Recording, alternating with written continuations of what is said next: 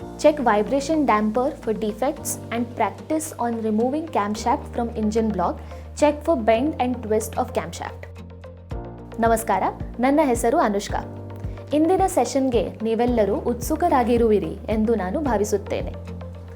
ಇಂದು ದೋಷಗಳಿಗಾಗಿ vibration damper ಅನ್ನು ಹೇಗೆ ತೆಗೆದುಹಾಕುವುದು ಮತ್ತು ಪರಿಶೀಲಿಸುವುದು ಎಂಬುದನ್ನು ನಾವು ಕಲಿತಿದ್ದೇವೆ ಮತ್ತು ಬೆಂಡ್ ಮತ್ತು ಟ್ವಿಸ್ಟ್ ಅನ್ನು ಪರಿಶೀಲಿಸಲು ಇಂಜಿನ್ ಬ್ಲಾಕ್ನಿಂದ ಕ್ಯಾಮ್ಶಾಫ್ಟ್ ಅನ್ನು ಹೇಗೆ ತೆಗೆದುಹಾಕಬೇಕು ಎಂಬುದನ್ನು ಸಹ ನಾವು ನೋಡಲಿದ್ದೇವೆ.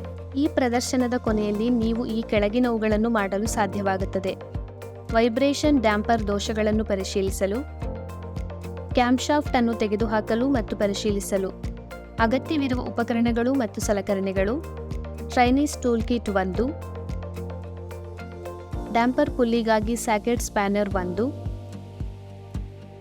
ಪುಲ್ಲಿ ಪುಲ್ಲರ್ 1, ಅಗತ್ಯವಿರುವ ಸಾಮಗ್ರಿಗಳು: ಟ್ರೇ 1, ಹತ್ತಿ ಬಟ್ಟೆ, ಸೀಮೆ ಎಣ್ಣೆ, ವೈಬ್ರೇಷನ್ ಡ್ಯಾಂಪರ್ ಬಿಡಿಭಾಗಗಳು. ಲಭ್ಯವಿದ್ದರೆ ಫ್ಯಾನ್ ಡ್ರೈವ್ ಪುಲ್ಲಿಯಿಂದ ಫ್ಯಾನ್ ಬೆಲ್ಟ್ ಅನ್ನು ತೆಗೆದುಹಾಕಿ. ಸಾಕೆಟ್ ಸ್ಪ್ಯಾನರ್ ಸಹಾಯದಿಂದ ಡ್ಯಾಂಪರ್ ನಟ್ಟನ್ನು ಸಡಿಲಗೊಳಿಸಿ ಮತ್ತು ಡ್ಯಾಂಪರ್ ನಟ್ಟನ್ನು ತೆಗೆದುಹಾಕಿ. ಫ್ಯಾನ್ ಡ್ರೈವ್ ಪುಲ್ಲಿಯಲ್ಲಿ ಪುಲ್ಲರ್ ಅನ್ನು ಫಿಕ್ಸ್ ಮಾಡಿ ಮತ್ತು ಅದನ್ನು ತೆಗೆದುಹಾಕಿ. ಫ್ಯಾನ್ ಡ್ರೈವ್ ಪುಲ್ಲಿಯನ್ನು ಟ್ರೇನಲ್ಲಿ ಇರಿಸಿ. ವೈಬ್ರೇಷನ್ ಡ್ಯಾಂಪರ್ ಮತ್ತು ಫ್ಯಾನ್ ಡ್ರೈವ್ ಪುಲ್ಲಿಯನ್ನು ಸ್ವಚ್ಛಗೊಳಿಸಿ. ವೈಬ್ರೇಷನ್ ಡ್ಯಾಂಪರ್ ಅನ್ನು ಪರಿಶೀಲಿಸುವುದು. ಡ್ಯಾಂಪರ್ ವಿಭಾಗಗಳು ಮತ್ತು ಹಾನಿಗೊಳಗಾದ ಕೀ ಮಾರ್ಗದ ನಡುವೆ ಕಾಣೆಯಾದ ಅಥವಾ ಹೊರತೆಗೆದ ರಬ್ಬರ್ಗಾಗಿ ವೈಬ್ರೇಷನ್ ಡ್ಯಾಂಪರ್ ಅನ್ನು ದೃಷ್ಟಿಗೋಚರವಾಗಿ ಪರಿಶೀಲಿಸಿ. ವೈಬ್ರೇಷನ್ ಡ್ಯಾಂಪರ್ ಅನ್ನು ಸಮತಟ್ಟಾದ ಮೇಲ್ಮೈಯಲ್ಲಿ ಇರಿಸಿ ಮತ್ತು ಡ್ಯಾಂಪರ್ ವಿಭಾಗಗಳ ನಡುವೆ ತಪ್ಪಾದ ಜೋಡಣೆಗಾಗಿ ನೋಡಿ. ಯಾವುದೇ ದೂರು ಕಂಡುಬಂದಲ್ಲಿ ವೈಬ್ರೇಷನ್ ಡ್ಯಾಂಪರ್ ಅನ್ನು ಬದಲಾಯಿಸಿ. ಕ್ಯಾಂಕ್ಶಾಫ್ಟ್ ಸ್ಥಾನದ ಆಧಾರದ ಮೇಲೆ ಎಂಜಿನ್ ಅನ್ನು ವರ್ಗೀಕರಿಸಲಾಗಿದೆ. ಅವುಗಳೆಂದರೆ ಓವರ್ ಹೆಡ್ ವಾಲ್ವ್ ಎಂಜಿನ್. ಈ OHV ಎಂಜಿನ್ನಲ್ಲಿ ಕವಾಟಗಳನ್ನು ಸಿಲಿಂಡರ್ ಹೆಡ್ ಮೇಲೆ ಇರಿಸಲಾಗುತ್ತದೆ. ಕ್ಯಾಮ್ಶಾಫ್ಟ್ ಅನ್ನು ಸಿಲಿಂಡರ್ ಬ್ಲಾಕ್ನಲ್ಲಿ ಇರಿಸಲಾಗಿದೆ ಮತ್ತು ಪುಶ್ರಾಡ್ ಕ್ಯಾಮ್ ಮತ್ತು ರಾಕ್ ಆರ್ಮ್ ಅನ್ನು ಸಂಪರ್ಕಿಸುತ್ತದೆ. ರಾಕರ್ ಆರ್ಮ್ನ ಇನ್ನೊಂದು ಭಾಗವು ಕವಾಟವನ್ನು ನಿರ್ವಹಿಸುತ್ತದೆ. ಮುಂದಿನ ವಿಧವು single overhead cam engine ಆಗಿದೆ. Single overhead cam engine ಒಂದು ಕ್ಯಾಮ್ ಶಾಫ್ಟ್ ಅನ್ನು ಬಳಸುತ್ತದೆ. ಇದನ್ನು ಸಿಲಿಂಡರ್ ಹೆಡ್ನಲ್ಲಿ ಅಳವಡಿಸಲಾಗುತ್ತದೆ ಮತ್ತು ಸಿಲಿಂಡರ್ ಹೆಡ್ನಲ್ಲಿ ವಾಲ್ವ್ಗಳನ್ನು ಸಹ ಇರಿಸಲಾಗುತ್ತದೆ. ಕವಾಟ ಮತ್ತು ಕ್ಯಾಮ್ ನಡುವೆ ರಾಕರ್ ಅನ್ನು ಇರಿಸಲಾಗುತ್ತದೆ. ಕ್ಯಾಮ್ ರಾಕರ್ ಅನ್ನು ನಿರ್ವಹಿಸುತ್ತದೆ ಮತ್ತು ರಾಕರ್ ಕವಾಟವನ್ನು ನಿರ್ವಹಿಸುತ್ತದೆ. Double over head cam engine. Double over head cam engine dual cam shaft ಅನ್ನು ಬಳಸುತ್ತದೆ. ಒಂದು ಕ್ಯಾಮ್ ಶಾಫ್ಟ್ ಒಳಹರಿವಿನ ಕವಾಟವನ್ನು ನಿರ್ವಹಿಸುತ್ತದೆ ಮತ್ತು ಇನ್ನೊಂದು ಕ್ಯಾಮ್ ಶಾಫ್ಟ್ ನಿಷ್ಕಾಸ ಕವಾಟಗಳನ್ನು ನಿರ್ವಹಿಸುತ್ತದೆ. ಸಿಲಿಂಡರ್ ಹೆಡ್ ಅನ್ನು ಮರದ ಮೇಜಿನ ಮೇಲೆ ಇರಿಸಿ. ಈಗ ನಾವು ಅಸೆಂಬ್ಲಿಯಿಂದ ಕ್ಯಾಮ್ ಶಾಫ್ಟ್ ಅನ್ನು ಬೇರ್ಪಡಿಸಲು ಹೋಗುತ್ತಿದ್ದೇವೆ. ಕ್ಯಾಮ್ ಶಾಫ್ಟ್ ಅನ್ನು ಸಿಲಿಂಡರ್ ಹೆಡ್ನ ಮೇಲ್ಭಾಗದಲ್ಲಿ ಅಳವಡಿಸಲಾಗಿದೆ ಮತ್ತು ಕ್ಯಾಮ್ ಶಾಫ್ಟ್ ಬೇರಿಂಗ್ ಕ್ಯಾಪ್ನಿಂದ ಬೋಲ್ಟ್ ಮಾಡಲಾಗಿದೆ. ಈಗ ಅದನ್ನು ತೆಗೆದುಹಾಕಲು ಬೇರಿಂಗ್ ಕ್ಯಾಪ್ ಬೋಲ್ಟ್ಗಳನ್ನು ಸಡಿಲಗೊಳಿಸಿ. ಕ್ಯಾಮ್ ಶಾಫ್ಟ್ನ ಉದ್ದವನ್ನು ಆಧರಿಸಿ ಕ್ಯಾಮ್ ಶಾಫ್ಟ್ 4 ಅಥವಾ ಅದಕ್ಕಿಂತ ಹೆಚ್ಚಿನ ಬೇರಿಂಗ್ ಕ್ಯಾಪ್ಗಳನ್ನು ಹೊಂದಿದೆ. ಎಲ್ಲ ಬೇರಿಂಗ್ ಕ್ಯಾಪ್ ಬೋಲ್ಟ್ಗಳನ್ನು ಸಡಿಲಗೊಳಿಸಿ. ಅಸೆಂಬ್ಲಿಯಿಂದ ಬೇರಿಂಗ್ ಕ್ಯಾಪ್ ಅನ್ನು ತೆಗೆದುಹಾಕುವ ಮೊದಲು ಬೇರಿಂಗ್ ಕ್ಯಾಪ್ಗಳನ್ನು ನಂಬರ್ ಮಾಡಲಾಗಿದೆಯೇ ಎಂದು ಖಚಿತಪಡಿಸಿಕೊಳ್ಳಿ, ಏಕೆಂದರೆ ಬೇರಿಂಗ್ ಕ್ಯಾಪ್ ಅನ್ನು ಎಲ್ಲಿಂದ ತೆಗೆದುಹಾಕಲಾಗಿದೆಯೋ ಮತ್ತೆ ಅದೇ ಸ್ಥಳದಲ್ಲಿ ಅದನ್ನು ಬದಲಾಯಿಸಬೇಕು. ಕ್ಯಾಪ್ಗಳನ್ನು ನಂಬರ್ ಮಾಡಲಾಗದಿದ್ದರೆ ಲೆಟರ್ ಪಂಚ್ ಸಹಾಯದಿಂದ ನಂಬರ್ಗಳನ್ನು ಪಂಚ್ ಮಾಡಿ. ಈಗ ಬೇರಿಂಗ್ ಕ್ಯಾಪ್ಗಳನ್ನು ತೆಗೆದುಹಾಕಿ ಮತ್ತು ಅದನ್ನು ಅನುಕ್ರಮವಾಗಿ ಟ್ರೇನಲ್ಲಿ ಇರಿಸಿ. ಕ್ಯಾಮ್ ಶಾಫ್ಟ್ ಅನ್ನು ತೆಗೆದುಹಾಕಿ ಮತ್ತು ಅದನ್ನು ಟ್ರೇನಲ್ಲಿ ಇಡಿ. ಕ್ಯಾಮ್ ಶಾಫ್ಟ್ ಜರ್ನಲ್ಗಳಲ್ಲಿ ಬೇರಿಂಗ್ ಕ್ಯಾಪ್ಗಳನ್ನು ಇರಿಸಿ. ಬೇರಿಂಗ್ ಕ್ಯಾಪ್ಗಳು ಮಿಶ್ರಣವಾಗಿಲ್ಲ ಎಂಬುದನ್ನು ಖಚಿತಪಡಿಸಿಕೊಳ್ಳಿ. ನಂತರ ಸಿಲಿಂಡರ್ ಹೆಡ್ನಿಂದ ರಾಕರ್ ಆರ್ಮ್ ಅನ್ನು ತೆಗೆದುಹಾಕಿ ಮತ್ತು ಅದನ್ನು ಟ್ರೇನಲ್ಲಿ ಇರಿಸಿ. ಬೇರಿಂಗ್ ಕ್ಯಾಪ್ನಂತೆ ರಾಕರ್ಸ್ ಅನ್ನು ಕೂಡ ಮಿಶ್ರಣ ಮಾಡಬಾರದು ಎಂದು ಖಚಿತಪಡಿಸಿಕೊಳ್ಳಿ.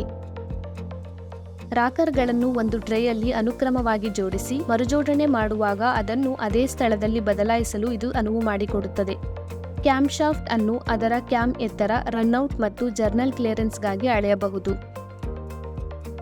ಈಗ ನಾನು ಕ್ಯಾಮ್ ಎತ್ತರವನ್ನು ಹೇಗೆ ಪರಿಶೀಲಿಸುವುದು ಎಂಬುದನ್ನು ಪ್ರದರ್ಶಿಸಲಿದ್ದೇನೆ. ಕ್ಯಾಮ್ ಎತ್ತರವನ್ನು ಔಟ್ಸೈಡ್ ಮೈಕ್ರೋಮೀಟರ್ನಿಂದ ಅಳೆಯಬಹುದು. ಅಳತೆ ಮಾಡುವ ಮೊದಲು ಬಳಸಬೇಕಾದ ಮೈಕ್ರೋಮೀಟರ್ನ ಗಾತ್ರವನ್ನು ದೃಢೀಕರಿಸಿ. ಉದಾಹರಣೆಗೆ, ಕ್ಯಾಮ್ನ ಗಾತ್ರವು 45.000 ಮಿಲಿಮೀಟರ್ ಆಗಿದ್ದರೆ ನಂತರ 25 to 50 ಮಿಲಿಮೀಟರ್ನ ಮೈಕ್ರೋಮೀಟರ್ ಅನ್ನು ಆಯ್ಕೆ ಮಾಡಿ. ಮೈಕ್ರೋಮೀಟರ್ ಅನ್ನು ಆಯ್ಕೆ ಮಾಡಿದ ನಂತರ ಮೈಕ್ರೋಮೀಟರ್ನಲ್ಲಿ ಯಾವುದಾದರೂ ದೋಷವಿದ್ದರೆ ಪರಿಶೀಲಿಸಿ.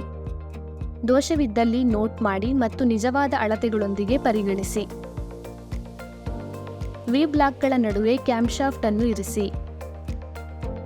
ಮೈಕ್ರೋಮೀಟರ್ನ ಚಲಿಸುವ ಟಿಂಬಲ್ ಅನ್ನು ಕ್ಯಾಮ್ ಎತ್ತರಕ್ಕೆ ಸಡಿಲಗೊಳಿಸಿ ಮತ್ತು ಅದನ್ನು ಕ್ಯಾಮ್ ಲೋಬ್ ಮತ್ತು ಬೇಸ್ ನಡುವೆ ಸೇರಿಸಿ. ರಾಚೆಟ್ನಿಂದ ಅದನ್ನು ಬಿಗಿಗೊಳಿಸಿ ಮತ್ತು ನೀವು ರಾಚೆಟ್ ಶಬ್ದವನ್ನು ಕೇಳಿದಾಗ ತಿರುಗುವುದನ್ನು ನಿಲ್ಲಿಸಿ. ರೀಡಿಂಗ್ಸ್ ಅನ್ನು ನೋಟ್ ಮಾಡಿ ಮತ್ತು ತಯಾರಕರ ಶಿಫಾರಸುಗಳೊಂದಿಗೆ ರೀಡಿಂಗ್ಸ್ ಅನ್ನು ಹೋಲಿಕೆ ಮಾಡಿ.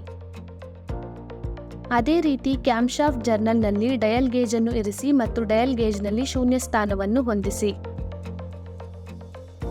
ಕ್ಯಾಮ್ಶಾಫ್ಟ್ ಅನ್ನು ನಿಧಾನವಾಗಿ ತಿರುಗಿಸಿ ಮತ್ತು ಡಯಲ್ ಗೇಜ್ನಲ್ಲಿ ಯಾವುದೇ ವಿಚಲನವನ್ನು ಗಮನಿಸಿ. ಡಯಲ್ ಗೇಜ್ ಡಿಫ್ಲೆಕ್ಷನ್ ರೀಡಿಂಗ್ಗಳನ್ನು ಗಮನಿಸಿ ಮತ್ತು ತಯಾರಕರ ಶಿಫಾರಸಿನೊಂದಿಗೆ ಹೋಲಿಕೆ ಮಾಡಿ. ರೀಡಿಂಗ್ಗಳು ನಿಜವಾದ ಶಿಫಾರಸುಗಳೊಂದಿಗೆ ಹೊಂದಿಕೆಯಾಗದಿದ್ದರೆ ಕ್ಯಾಮ್ಶಾಫ್ಟ್ ಅನ್ನು ಬದಲಾಯಿಸಿ. ಕ್ಯಾಮ್ಶಾಫ್ಟ್ ಜರ್ನಲ್ ಸವೆತ. ಜರ್ನಲ್ ವೇರ್ ಅನ್ನು ಅಳೆಯಲು ಪ್ಲಾಸ್ಟಿಕ್ ಗೇಜ್ ಅನ್ನು ಬಳಸಿ. ಹೌಸಿಂಗ್ ಮತ್ತು ಕ್ಯಾಮ್ಶಾಫ್ಟ್ ಜರ್ನಲ್ಗಳನ್ನು ಸ್ವಚ್ಛಗೊಳಿಸಿ. ಸಿಲಿಂಡರ್ ಹೆಡ್ಗೆ ಕ್ಯಾಮ್ಶಾಫ್ಟ್ ಇನ್ಸ್ಟಾಲ್ ಮಾಡಿ. ಕ್ಯಾಮ್ಶಾಫ್ಟ್ನ ಜರ್ನಲ್ ಪೂರ್ಣ ಅಗಲಕ್ಕೆ ಗೇಜಿಂಗ್ ಪ್ಲಾಸ್ಟಿಕ್ ತುಂಡನ್ನು ಇರಿಸಿ. ಕ್ಯಾಮ್ಶಾಫ್ಟ್ ಹೌಸಿಂಗ್ ಅನ್ನು ಇನ್ಸ್ಟಾಲ್ ಮಾಡಿ. ನಿರ್ದಿಷ್ಟ ಟಾರ್ಕ್ ಪಡೆಯುವವರೆಗೆ ಬಿಗಿಗೊಳಿಸುವ ಅನುಕ್ರಮವನ್ನು 2 ಅಥವಾ 3 ಬಾರಿ ಪುನರಾವರ್ತಿಸುವ ಮೂಲಕ ಕ್ಯಾಮ್ಶಾಫ್ಟ್ ಹೌಸಿಂಗ್ ಬೋಲ್ಟ್ಗಳನ್ನು ಸಮನಾಗಿ ಮತ್ತು ಕ್ರಮೇಣ ಸಾಂಖ್ಯಿಕ ಕ್ರಮದಲ್ಲಿ ಬಿಗಿಗೊಳಿಸಿ. ಕ್ಯಾಮ್ಶಾಫ್ಟ್ ಅನ್ನು ತಿರುಗಿಸಬೇಡಿ. ಹೌಸಿಂಗ್ಗಳನ್ನು ತೆಗೆದುಹಾಕಿ ಮತ್ತು ಅಳತೆ ಮಾಡುವ ಪ್ಲಾಸ್ಟಿಕ್ ಹೊದಿಕೆಯ ಮೇಲೆ ಸ್ಕೇಲ್ ಅನ್ನು ಬಳಸಿ. ಅದರ ವಿಶಾಲವಾದ ಬಿಂದುವಿನಲ್ಲಿ ಗೇಜಿಂಗ್ ಪ್ಲಾಸ್ಟಿಕ್ ಅಗಲವನ್ನು ಅಳೆಯಿರಿ. ಇಂಜಿನ್ಗಳು ರಾಕರ್ ಆರ್ಮ್ ಬದಲಿಗೆ ಟ್ಯಾಪೆಟ್ಗಳು ಮತ್ತು ಶಿಮ್ಗಳನ್ನು ಬಳಸುತ್ತವೆ. ಅಂತಹ ಸಂದರ್ಭದಲ್ಲಿ ಅದರ ಹಾನಿಗಾಗಿ ಟ್ಯಾಪೆಟ್ ಅನ್ನು ಪರಿಶೀಲಿಸಿ ಮತ್ತು ಟ್ಯಾಪೆಟ್ ಔಟರ್ ಡಯಾಮೀಟರ್ ಮತ್ತು ಸಿಲಿಂಡರ್ ಹೆಡ್ ಬೋರ್ ಗಾತ್ರವನ್ನು ಅಳೆಯಿರಿ. ಕ್ಲಿಯರೆನ್ಸ್ ಅನ್ನು ಲೆಕ್ಕಾಚಾರ ಮಾಡಿ ಮತ್ತು ಅದು ಮೀರಿದರೆ ನಂತರ ಟ್ಯಾಪೆಟ್ ಮತ್ತು ಶಿಮ್ ಅನ್ನು ಬದಲಾಯಿಸಿ. ನಾವು ಚಟುವಟಿಕೆಯ ಅಂತ್ಯಕ್ಕೆ ಬಂದಿದ್ದೇವೆ. ಇಲ್ಲಿಯವರೆಗೆ ದೋಷಗಳಿಗಾಗಿ ವೈಬ್ರೇಷನ್ ಡ್ಯಾಂಪರ್ ಅನ್ನು ಪರೀಕ್ಷಿಸುವುದು ಹೇಗೆ ಎಂಬುದನ್ನು ನಾವು ಕಲಿತಿದ್ದೇವೆ. ನಾವು ಎಂಜಿನ್ ಬ್ಲಾಕ್ನಿಂದ ಕ್ಯಾಮ್ಶಾಫ್ಟ್ ಅನ್ನು ತೆಗೆದುಹಾಕಲು ಕ್ಯಾಮ್ಶಾಫ್ಟ್ನ ಬೆಂಡ್ ಮತ್ತು ಟ್ವಿಸ್ಟ್ ಅನ್ನು ಪರಿಶೀಲಿಸುವುದು ಸಹ ಕಲಿತಿದ್ದೇವೆ. ನಿಮಗೆ ಇದರ ಬಗ್ಗೆ ಸ್ಪಷ್ಟ ತಿಳುವಳಿಕೆ ಸಿಕ್ಕಿದೆ ಎಂದು ಭಾವಿಸುತ್ತೇವೆ. ನಿಮ್ಮ ಬೋಧಕರ ಸಹಾಯದಿಂದ ಈ ಚಟುವಟಿಕೆಯನ್ನು ಮಾಡಿ. ಎಲ್ಲರಿಗೂ ಧನ್ಯವಾದಗಳು. ಮುಂದಿನ ವಿಡಿಯೋದಲ್ಲಿ ನಿಮ್ಮನ್ನು ಭೇಟಿ ಮಾಡುತ್ತೇವೆ.